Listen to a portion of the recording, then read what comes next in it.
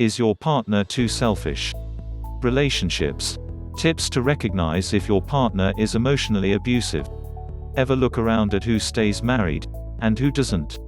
Overweight people far outnumber the thin and beautiful in successful marriages. The svelte and attractive get far more dates, but don't seem as able to close the deal. Perhaps it's because the thicker daters aren't as narcissistic, or maybe they just settle for less. Make sure you subscribe to my channel by clicking on the subscribe button below this video. This way you can get more of my video. On the other hand, maybe they're built for comfort. I suspect they're just focused more on things other than their own appearance, and that turns out to be an asset in relationships. I think the expectations and the ways they connect with others is a factor, too. Perhaps the unlovely have an easier time believing they're loved for themselves, rather than for their looks. Many modern brides get focused on the production of the wedding, seeing it more as a theatrical event than an emotional, spiritual experience. This leads to a narcissistic outlook. It's all about me looking perfect, getting exactly what I want, rather than a healthier focus on the spiritual import. It's a blessing on the future of the couple, and the happiness of your spouse, friends and family. Ideally, it's an opportunity for members of the new family of in-laws and friends to get acquainted, to bond, and to support the happy couple. The drive to get everything picture perfect raises the stress level. The fainting bride was suffering from exhaustion and stress, and tends to create power struggles between bride and groom, mother and bride, mother-in-law and bride, and even the bride's parents can be talked into spending much more than they can afford, which leads to arguments between that couple. The problem that I find with my struggling couples is the narcissistic concept they hold of romantic love. They believe it is something they are entitled to feel based on the devoted actions of their partner to their needs. I often hear the complaint, "But I'm just not in love with him, her anymore," and that one of the couples has outgrown the other or has become bored. In working with them, I see the need to get each one out of their self-centered orientation and focused on what each of them is contributing, or not, to the health of the relationship. To expect that rush we first felt in early relationship years is unrealistic. Couples need to learn to accept the individual responsibility for their own internal growth and stability so that they bring something to the partnership, and that participation is what feeds intimacy, appreciation, acceptance and love. When these components are present in a relationship, there is an ongoing bond that tolerates the ebbs and flows of long-term attachment without the expectation that the other person is responsible for the romance in their lives. I am convinced that the term romance is interchanged, incorrectly, with excitement and passion. It is very hard for members of our instant gratification society to accept that these feelings of excitement and passion have to begin internally within each individual based on how they are giving to themselves and their partners. Obsession with looks is definitely a problem in our society, and it shows us to be increasingly immature and insecure. We also must be too wealthy for our own good, if we can spend these millions on vanity.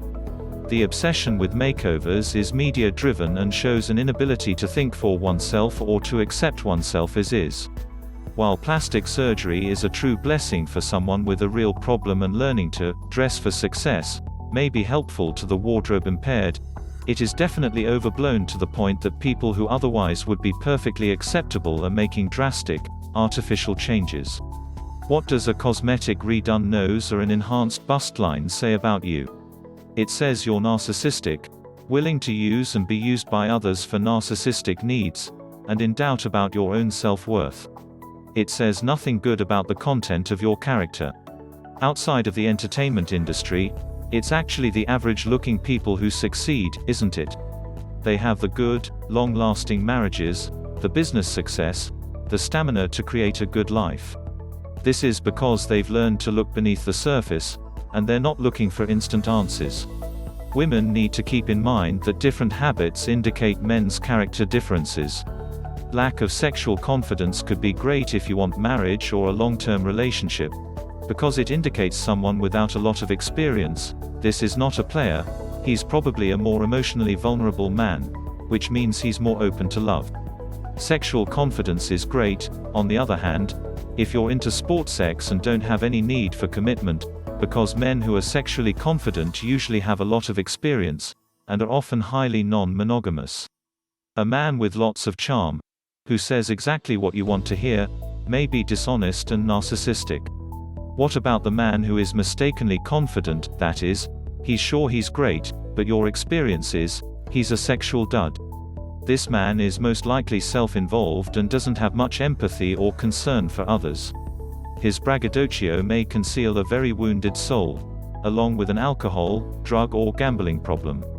He lacks impulse control and a sense of responsibility, because he's a narcissist. That means that emotionally, he's stuck at the narcissistic stage children go through about 2 years old. So, you're a mom dealing with an emotional 2-year-old in a grown-up body. The only thing you can do is get tough. You and your children are in danger. You're taking the easy way out and making excuses so you won't have to handle this problem, which will make the problem worse. You need to put your foot down right now. Find friends or family you can stay with, or locate a woman's shelter. Make sure a friend or family member is available immediately if you need help.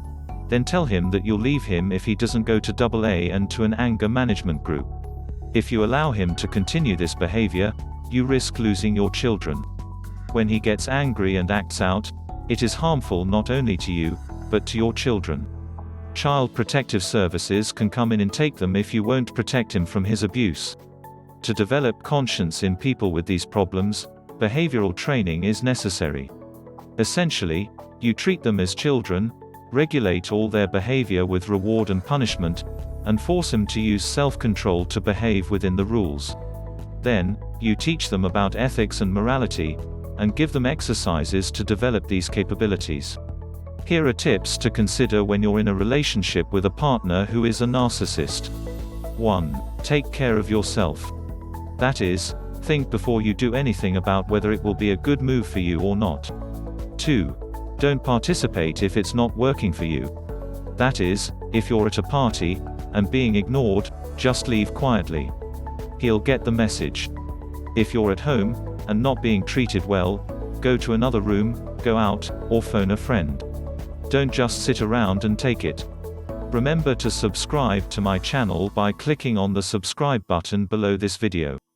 3. Find some things to do that are happy and healthy for you. Fill up your own time and don't waste it on people who don't really care.